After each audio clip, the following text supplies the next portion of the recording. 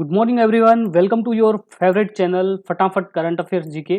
Friends, आज के इस वीडियो में हम डिस्कस करने वाले हैं 20 अक्टूबर 2025 के जितने भी करंट अफेयर्स के क्वेश्चन हैं वो सभी, और साथ ही जानेंगे उससे रिलेटेड जो भी एक्स्ट्रा फैक्ट होगा वो। तो प्लीज़ आप वीडियो के साथ अंत तक जरूर बने रहे, और अगर आपने मेरे चैनल को अभी तक सब्सक्राइब नहीं किया तो प्लीज़ चैनल को भी फटाफट सब्सक्राइब कर लीजिए। तो चलिए बिना किसी देरी के आज का सेशन, धमाकेदार सेशन को स्टार्ट करते हैं। आज का हमारा पहला नंबर क्वेश्चन है, who was the honoured with BRICS international award 2025। तो ब्रिक्स इंटरनेशनल अवार्ड है 2025 का, ये किसे दिया गया है? तो ये दिया गया है अबुसियान खरखोराव को। तो ऑप्शन नंबर 3 यहाँ पे राइट होगा, अबुसियान खरखोराव। कौन है ये अबुसियान खरखोराव? तो ये है farmer deputy prime minister of the Republic of Dagestan के। ठीक है, ये सम्मान इनको कब दिया गया है? तो ये अक्टूबर 2025 में इनको सम्मानित किया गया है, honoured with BRICS international award 2025 से। इसका कंट्रीब्यूशन क्या था जिनकी वजह से इनको यह सम्मान दिया गया है? तो इन्होंने spiritual education, cultural development and marital innovation में इन्होंने अहम भूमिका निभाई है, जिनकी वजह से इनको यह सम्मान दिया गया है। और इस इवेंट को किसने होस्ट किया था? तो इनको इस इवेंट को होस्ट किया था state of Duma of Russian federation in Moscow, Russia में इसको होस्ट किया गया था। ऑर्गेनाइजर कौन थे? तो इसके ऑर्गेनाइजर है the Times of Russia group and BRICS culture media forum, BCMF के द्वारा इसको ऑर्गेनाइज किया गया था। और इस आयोजन के दौरान द टाइम्स ऑफ रशिया का पुनः शुभारंभ किया गया था। समाचार समूह है द टाइम्स ऑफ रशिया, जिसके लिए रीब्रीथ ऑफ टाइम्स ऑफ रशिया नाम दिया गया, जिसका उद्देश्य है पत्रकारिता की सच्चाई, संस्कृति और वैश्विक संवाद, ग्लोबल डायलॉग्स की भूमिका को पुनः स्थापित करना। बात आई है ब्रिक्स की, तो हम यहाँ पे एक बार क्विक रिवीजन कर लेते हैं ब्रिक्स के बारे में। तो ब्रिक्स का गठन कब हुआ था? तो ब्रिक्स का गठन हुआ था 2009 में। संस्थापक कंट्री कौन सी है? तो वो है ब्राजील, रशिया, इंडिया और चाइना। 4 कंट्री ने मिलकर ब्रिक्स की स्थापना की थी। साउथ अफ्रीका को कब ऐड किया गया था? तो 2010 में साउथ अफ्रीका को ऐड कर लिया था। उसके बाद ब्रिक्स के कुल सदस्य कंट्री हो गए 5। ठीक है, ब्रिक्स का बैंक कौन सा है? तो ब्रिक्स का बैंक है न्यू डेवलपमेंट बैंक, NDB है ब्रिक्स का बैंक है। हेडक्वार्टर है इसका संघाई चीन में। स्थापना कब हुई थी? 2014 में। ठीक है, भारत में ब्रिक्स शिखर सम्मेलन कब आयोजित किया गया था?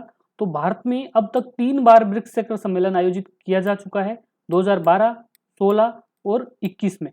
ठीक है, 2025 का ब्रिक्स समिट है वो कहाँ पे हुआ था? तो वो हुआ था ब्राजील में। ठीक है, याद रखिए 2025 ब्रिक्स शिखर सम्मेलन है वो कहाँ पे आयोजित हुआ? ब्राजील में। और इस बार इसका विषय क्या था वो आप मुझे कमेंट बॉक्स में जरूर बताइए। ठीक है, 2025 ब्रिक्स समिट का विषय क्या था? बात करते हैं ब्रिक्स देशों का संयुक्त जीडीपी की, तो लगभग 32% वैश्विक जीडीपी है ब्रिक्स कंट्री की। ठीक है, ब्रिक्स कंट्री की पॉपुलेशन कितनी है? तो वो 40% से अधिक है विश्व जनसंख्या की। ठीक है, ब्रिक्स की मुख्य संस्था कौन कौन सी है? तो वो है NDB, CRA, बिजनेस काउंसिल और थिंक टैंक काउंसिल। CRA का स्थापना कब हुआ था? तो CRA की स्थापना हुई थी 2014 में, 2014 में इसकी स्थापना हुई थी। ठीक है, बात करें ब्रिक्स के नवीनतम पुरस्कार की, तो वो पुरस्कार किसे दिया गया है? तो वो पुरस्कार दिया गया है अबुसियान खुरखोराव को। ठीक है, और अभी ब्रिक्स ने जो इंटरनेशनल अवार्ड दिया गया है ब्रिक्स का, इसके साथ ही कौन से मीडिया समूह का पुनः स्थापना की है? तो वो की है द टाइम्स ऑफ रशिया की। ठीक है, नेक्स्ट क्वेश्चन है, which organisation launched a SITAA scheme in October 2025। तो ये स्कीम है, ये लॉन्च की गई है अनक्यूक आइडेंटिफिकेशन अथॉरिटी ऑफ इंडिया के द्वारा। तो UIDAI है। तो ऑप्शन नंबर 2 यहाँ पे राइट होगा, UIDAI। ठीक है, और ये किसके अधीन आती है? तो ये आती है ministry of electronic and information technology के। ठीक है, और इस स्कीम को लॉन्च कब किया गया था? तो स्कीम को लॉन्च किया गया है 16 अक्टूबर 2025 को। और इसकी फुल फॉर्म क्या है? तो इसकी फुल फॉर्म है scheme of innovation and technology association with Aadhaar. ठीक है, और इसका जो MOU पार्टनर है वो कौन कौन है? तो वो है मिटी स्टार्टअप हब, MSH, नास्कॉम और UIDAI। तो ये तीनों इसके MOU पार्टनर रहे हैं। बात करें हम UIDAI की, तो इसके जो CEO है वो है भुवनेश कुमार। हेडक्वार्टर है इसका नई दिल्ली, और इसकी स्थापना हुई थी 2009 में। नेक्स्ट क्वेश्चन है, who has been appointed as the first Asian chair of the IUCN species survival commission SSC। SSC के फर्स्ट एशियन चेयर अपॉइंट किए गए हैं विवेक मेनन को। तो ऑप्शन नंबर 2 यहाँ पे राइट होगा, विवेक मेनन, जो international union for conservation of nature के फर्स्ट एशियन चेयर के रूप में नियुक्त किए गए हैं। अभी हम बात करते हैं IUCN यानी international union for conservation of nature. यह एक वैश्विक संगठन है जो जैव विविधता और प्रजातियों के संरक्षण पर कार्य करते हैं। ठीक है, SSC IUCN के 6 प्रमुख कमीशन है। ठीक है, इसमें दुनिया भर में 11,000 से अधिक विशेषज्ञ जुड़े हुए हैं जो विलुप्त हुई प्रजातियों की सुरक्षा और पुनर्स्थापना के लिए काम करते हैं। और ये आयोग है IUCN, यह रेड लिस्ट भी तैयार करता है। कोई भी जीव है जो अभी विलुप्त होने के कगार पे, उनकी रेड लिस्ट जो जारी करता है वो यही करता है IUCN। ठीक है, विवेक मेनन है, इनके बारे में अगर हम बात करें तो ये भारत के प्रसिद्ध वन्य जीव संरक्षणवादी, लेखक, फोटोग्राफर और पर्यावरण विशेषज्ञ है। इनको IUCN species survival commission SSC के पहले एशियाई अध्यक्ष के रूप में नियुक्त किया गया है। और ये विवेक मेनन है, ये भारत के world life trust of India WTI के संस्थापक और कार्यकारी निर्देशक भी है। ठीक है, और इनकी जो नियुक्ति हुई है वो 2025 से 2029 की अवधि के लिए चुने गए हैं। ठीक है, ये अनाउंसमेंट कब हुआ था? तो ये अनाउंसमेंट हुआ अक्टूबर 2025 में। कहाँ पे किया गया है? तो ये इवेंट आयोजित हुआ था IUCN world conservation Congress Abu Dhabi में, जहाँ पे इसकी घोषणा की गई है। और 75 साल के इतिहास में पहली बार ऐसा हुआ है जब किसी एशियाई को यह सर्वोच्च स्थान मिला है। और इसका हेडक्वार्टर कहाँ है? तो इसका हेडक्वार्टर है ग्लैंड, स्विट्जरलैंड में। नेक्स्ट क्वेश्चन है, Who has the won overall title of Wildlife Photographer of the year 2025? तो वर्ल्ड लाइफ फोटोग्राफर 2025 का खिताब अपने नाम किया है, जो टाइटल अपने नाम किया है वो किया है विम वेन डेन हीवर ने। तो ऑप्शन नंबर 2 यहाँ पे राइट होगा, विम वेन डेन हीवर। और कौन है ये विम वेन डेन हीवर? तो ये साउथ अफ्रीका के एक फोटोग्राफर है जिनको world life photographer of the year 2025 का ग्रैंड टाइटल अपने नाम किया है।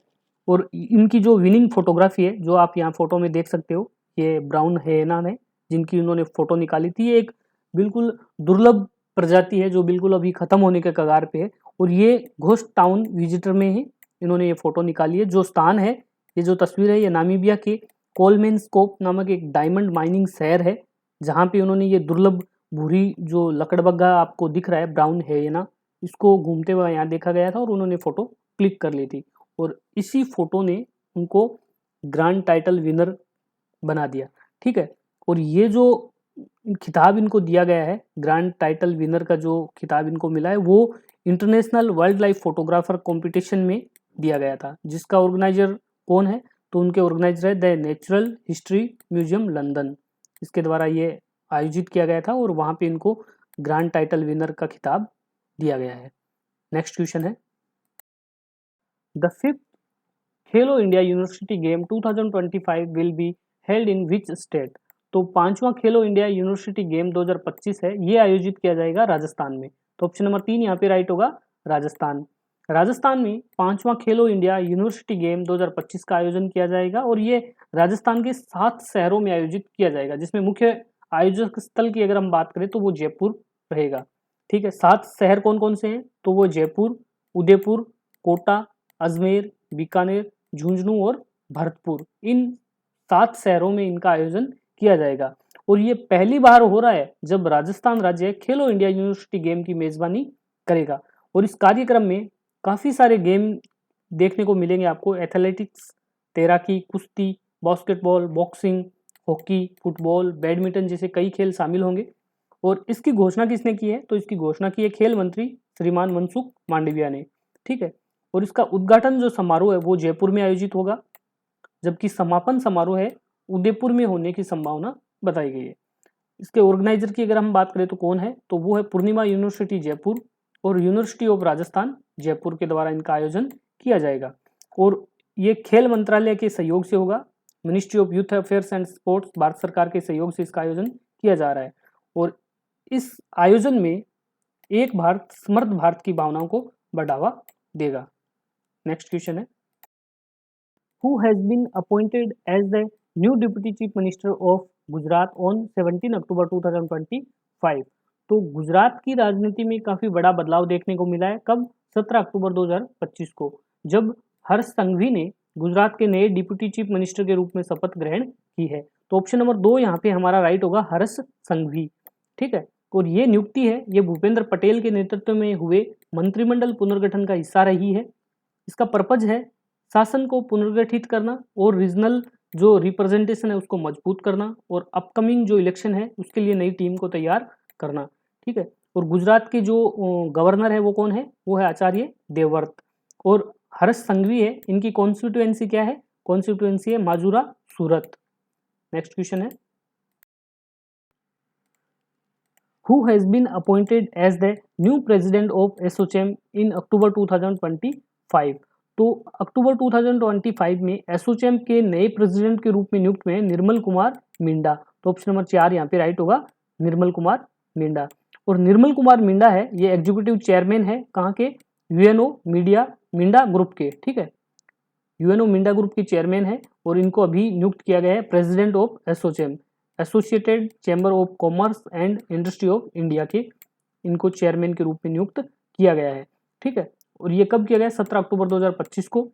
इनके साथ साथ अमिताभ चौधरी को भी नियुक्त किया है as a senior vice president of ASSOCHAM के रूप में, बट वो डिपेंड करेगा आरबीआई के अप्रूवल पर। ठीक है, और अमिताभ चौधरी है, ये एमडी व सीईओ है कहाँ के? एक्सिस बैंक के। नेक्स्ट क्वेश्चन है, who has been appointed as a member of the supreme court appointed panel to draft an equal opportunity policy for transgender rights.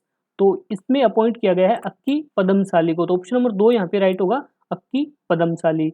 अक्की पदमसाली को सुप्रीम कोर्ट ऑफ इंडिया ने हाल ही में एक प्रोटेक्शन ऑफ ट्रांसजेंडर राइट्स के लिए equal opportunity policy तैयार करने हेतु एक स्पेशल पैनल का गठन किया है और इस समिति में ट्रांसजेंडर अधिकार कार्यकर्ता अक्की पदमसाली को सदस्य के रूप में शामिल किया गया है और ऐसी समिति में शामिल होने वाली कर्नाटक की पहली ट्रांसजेंडर सदस्य अक्की पदमसाली बनी है और ये नियुक्ति है, ये national level inclusion and representation की दिशा में एक हिस्टोरिक स्टेप मानी जाती है। ठीक है, नेक्स्ट क्वेश्चन है,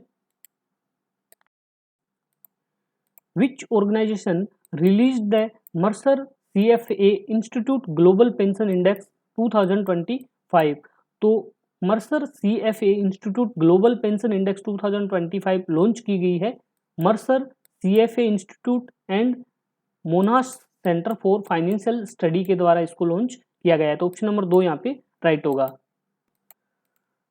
अभी हम एक क्विक रिवीजन करते हैं इस रिपोर्ट के ऊपर। तो रिपोर्ट का नाम है Mercer CFA institute global pension index 2025 और ये रिपोर्ट है, ये दुनिया भर की जो पेंशन या फिर रिटायरमेंट जो प्रणाली है उन सभी का जो एडिक्वेसी, उनकी जो सस्टेनेबिलिटी और जो इंटीग्रिटी है उन सभी पैरामीटर्स का असेसमेंट करती है और उन सब के बीच में कंपैरिजन करती है और उसके बिहाफ पे ये रिपोर्ट जारी की जाती है।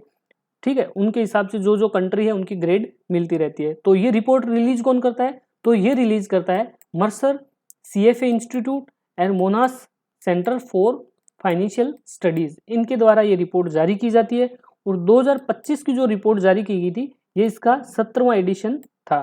ठीक है, और बात करें हम इस रिपोर्ट में इंडिया की रैंक की, तो इंडिया है इसमें 52 नंबर पे अपना स्थान बनाया है, विथ स्कोर रहा है इंडिया का 43.8, ग्रेड मिली है D। और टोटल कंट्री की अगर बात करें तो टोटल कंट्री इसमें 52 ही है। तो इसका मतलब इंडिया है जो सबसे लास्ट निचले पायदान पर है ग्रेड D के साथ। ठीक है, टॉप कंट्री की अगर बात करें तो नीदरलैंड है 85.4% के साथ ग्रेड A इनको मिला है। सिंगापुर है, ये फर्स्ट एशियन नेशन बना है जो विथ ग्रेड A के साथ 88.8% इन्होंने हासिल किया है। और बात करें न्यू एंट्रीज की तो कुवैत, नामीबिया, ओमान और पनामा, ये चारों कंट्री है न्यू एंट्री के रूप में इस रिपोर्ट में आई है।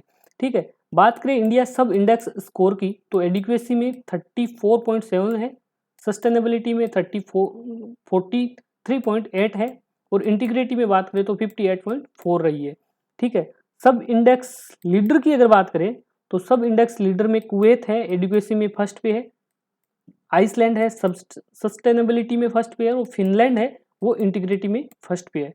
ठीक है, अगर ग्लोबल कवरेज की बात करें तो 65% तक वर्ल्ड पॉपुलेशन इसमें कवर की जाती है। और बात करें हम मर्सर के सीईओ की, तो मर्सर का सीईओ कौन है? पेट टॉमलिंसन, ठीक है। और हेडक्वार्टर इसका न्यूयॉर्क यूएसए में, और इसका स्थापना कब हुई थी? 1945 में इसकी स्थापना की गई थी।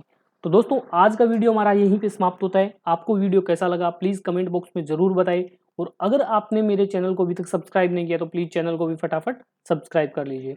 Thank you.